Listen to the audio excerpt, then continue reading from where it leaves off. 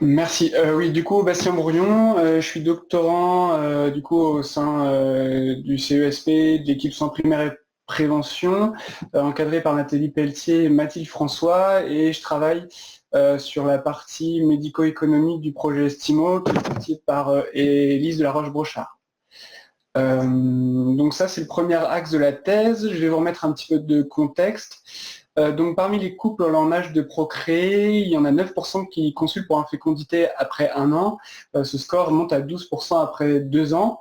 Donc il a récemment été montré par le volet épidémio de Stimo, donc par Kaoula Benmessaoud et Élise de la Roche-Brochard, que 1,25% des femmes françaises sont traitées pour infertilité chaque année.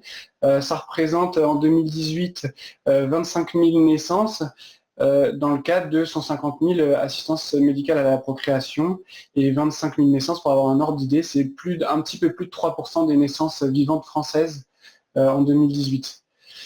Du fait de certains changements sociodémographiques, le recours à la procréation médicalement assistée va augmenter, notamment parce que pour rejoindre le diabète augmente, le poids des femmes aussi, la consommation d'alcool et de tabac varie. Voilà, il y a quelques facteurs qui expliquent, et puis ça a été à nouveau mis en évidence récemment dans la publication de 2020, que chez les femmes âgées de plus de 34 ans, le traitement de l'infertilité ont augmenté de 23,9% au cours de la dernière décennie. On sait également qu'il y a 87% des femmes qui utilisent la stimulation hormonale et 31% la fécondation in vitro, sachant que l'un n'est pas exclusif de l'autre. Parmi les 31% des femmes qui ont utilisé la fécondation in vitro, un certain nombre passent également par la stimulation hormonale simple. Dans ce contexte, en fait, il n'y a pas il y a 3 études pour être exact qui évaluent le coût de l'infertilité, mais qui n'utilisent pas le même temps, la même perspective et pas les mêmes dépenses. Donc on verra dans la discussion qu'elles sont difficilement comparables. Et dans ce cadre-là, il n'y a pas d'études qui prennent en compte à la fois les traitements avec manipulation de gamètes et sans manipulation de gamètes.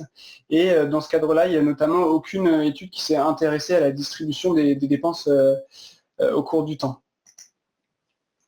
Donc l'objectif principal de l'étude, c'était d'analyser la taille et la répartition des dépenses du traitement de l'infécondité dans le temps, donc chez des femmes en âge de procréer de 18 à 50 ans en France en 2014.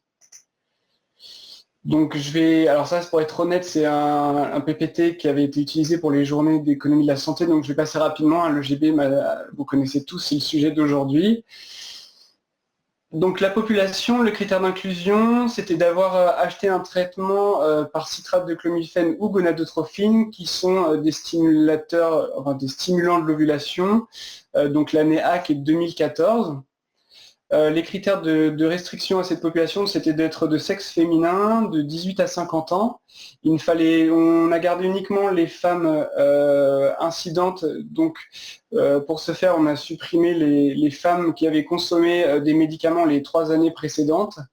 Il ne fallait pas qu'elles aient eu une ALD pour hospitalisation ou pour diagnostic tumoral pour éliminer une partie de la préservation de l'infertilité. Qui a lieu justement quand on a des médicaments qui peuvent diminuer la fertilité future, de France métropolitaine au régime général, et on a arrêté de suivre les cas après un accouchement. Parce que justement, on ne voulait pas prendre la dépense liée à la prise en charge de la grossesse. D'ailleurs, c'est pas l'accouchement, c'est au début de la grossesse. Donc au début de la grossesse et pas à l'accouchement. Dans les méthodes, on a fait une analyse descriptive du coût global et par poste de dépenses. On l'a fait par une analyse de différence, avec une différence moyenne par mois sur une période de 6 mois. Et pour faire l'analyse de différence, on avait besoin du coup de témoins qui ont été sélectionnés de la même façon que les cas et à parier de façon exacte sur l'âge en catégorie, le FDEP en quintile, que vous connaissez a priori puisqu'il a été cité, donc qui caractérise le niveau économique de la commune, l'APL des gynécologues en quintile, qui lui est un marqueur de l'adéquation spatiale entre l'offre et la demande de soins, et les CMU qui est un autre marqueur de socio-économique.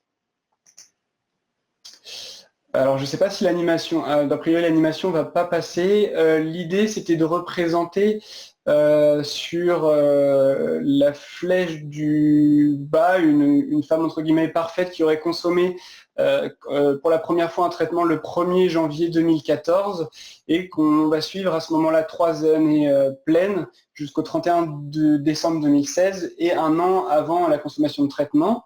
Mais on a bien sûr inclus toutes les femmes dont la première consommation de traitement pouvait être entre le 1er janvier et le 31 décembre 2014.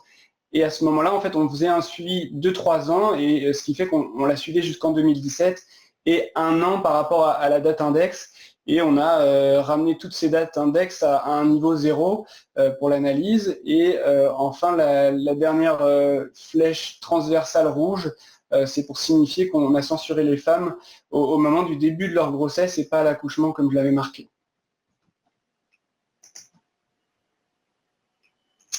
Alors là, par contre, ça ne passe pas du tout. L'idée, alors c'était de vous montrer le modèle de la différence de différence. C'est ni plus ni moins une régression logistique avec un terme d'interaction.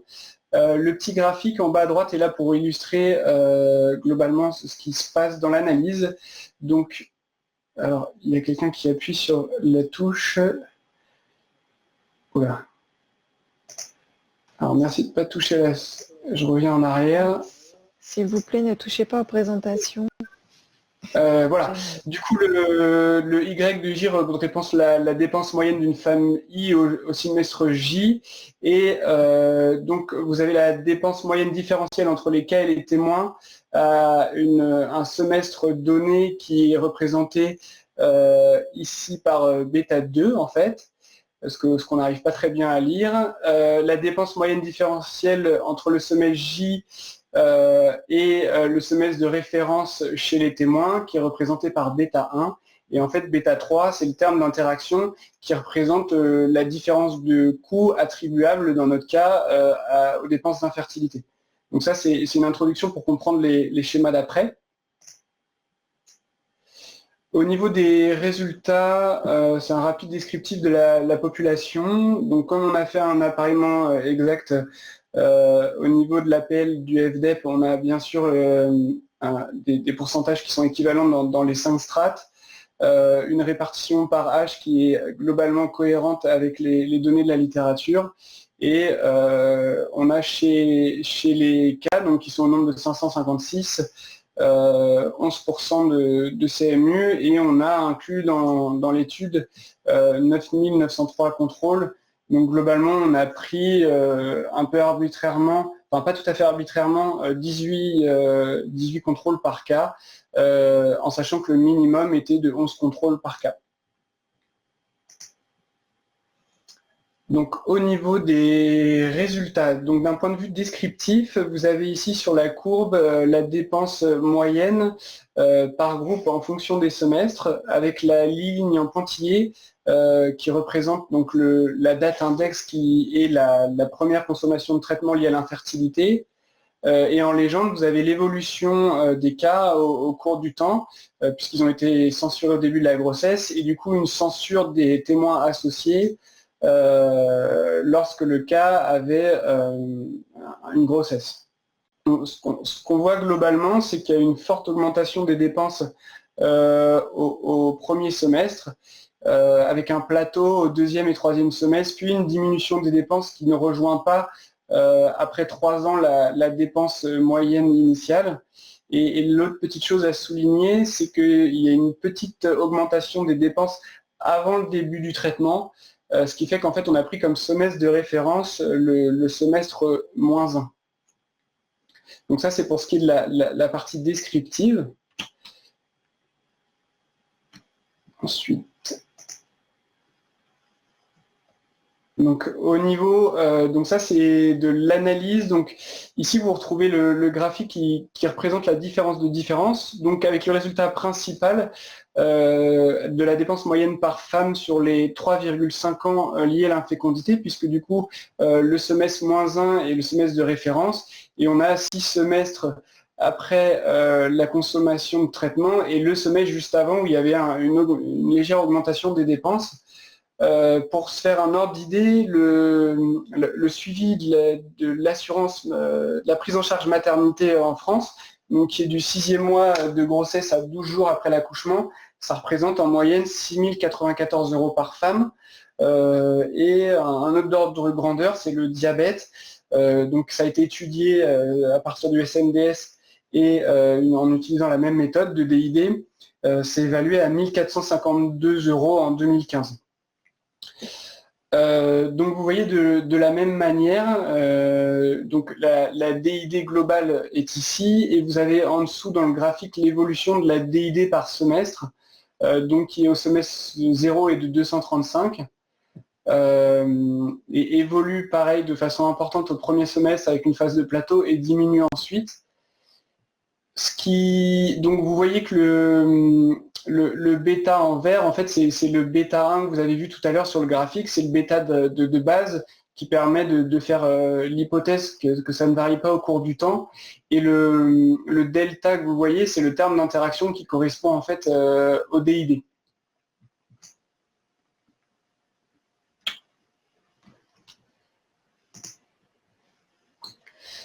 Lorsqu'on s'intéresse du coup à la répartition des postes de dépenses, ce qu'on a fait, c'est que l'on a fait une DID par poste de dépense.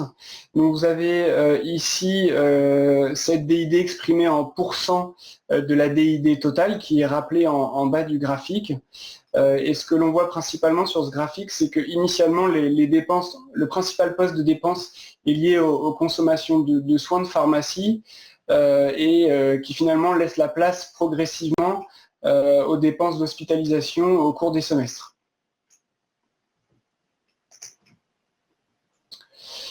Donc en élément de discussion, donc la répartition des dépenses est le reflet du traitement de première ligne avec les traitements médicamenteux, puis de deuxième ligne. Finalement, en première ligne, il y a des médicaments qui sont peu coûteux, voire très coûteux. Ce qui est important, c'est qu'en fait, même si la dépense est faible, le volume est important, ce qui fait qu'en termes de coûts, ça représente des volumes importants. Et puis, dans des traitements de deuxième ligne qui deviennent plus coûteux et qui forcément expliquent, malgré un volume forcément moins important, puisqu'il y a de la censure au fur et à mesure du temps, que la dépense globale reste importante. Et c'est ce que je vous disais, c'est que globalement, il y a 3 études pour comparaison qui restent difficilement comparables, puisque, et c'est un peu le reproche qu'on fait dans les études économiques françaises, c'est que donc c'est un peu la spécificité française, et en plus de ça, on n'a pas le même suivi temporel, les mêmes dépenses prises en compte, et on ne se place pas forcément du point de vue de l'assurance maladie, comme on l'a fait, mais du payeur, mais plutôt de l'assurance maladie. Donc si on discute rapidement des forces, l'avantage du SNDS, bien sûr, c'est l'exhaustivité des données. On n'a pas de biais de mémoire puisqu'on n'interroge pas les patients, c'est enregistré. On a essayé de se débarrasser de quelques biais de confusion possibles avec des variables d'offre et de demande en faisant l'appareillement dessus. Bien sûr, comme on travaille sur les données de santé, il y a des faiblesses qui ont déjà été évoquées, notamment l'absence de données cliniques, d'où l'utilisation de la différence de différence pour essayer de correspondre le plus aux dépenses de santé de l'infertilité. On a probablement raté quelques femmes qui font des bilans de santé sans consommer de traitement. L'autre limite, c'est le suivi sur 3 ans et demi. On a envie, au vu du graphique, d'aller un petit peu plus loin pour voir ce qui se passe. Et bien sûr, comme on ne peut pas faire de chaînage avec l'homme, on n'a pas les coûts liés au bilan de l'homme. Donc en conclusion, c'est une première information de santé publique sur le poids économique de l'infertilité, surtout dans le débat actuel de la prise en charge de la PMA chez les femmes seules et retoquée hier, si vous avez suivi un petit peu l'actualité. Ça met l'accent sur la part importante des dépenses liées aux médicaments et ça ouvre sur la valorisation des différents parcours de soins dans le traitement de l'infertilité. Et je vous remercie pour votre attention.